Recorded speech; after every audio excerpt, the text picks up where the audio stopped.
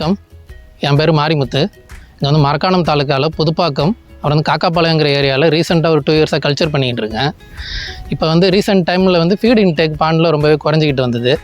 அப்போ வந்து ஷெங்லாங் ஸ்டாக்ஸ் வந்து பார்த்துட்டு இதுமாதிரி அனிமல் வந்து ஹெப்படோ பேங்க்ரேஸ் கொஞ்சம் வந்து yellowish கலராக இருக்குது, அப்புறம் வந்து பிளாக் ஹெட்லாம் கொஞ்சம் தெரியுது அப்படின்னு சொல்லிவிட்டு அவங்க கொஞ்சம் ரெமடிஸ் எனக்கு சொன்னாங்க.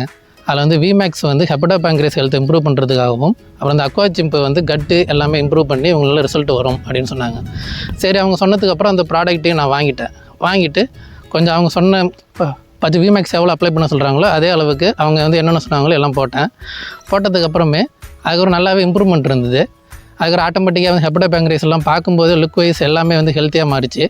அப்புறம் வந்து பிளாக் ஹெட்டுமே மறைஞ்சி எல்லாமே நல்ல இப்போ அடுத்த ஃபீட் இன்டேக் நல்லா இம்ப்ரூவ் ஆச்சு.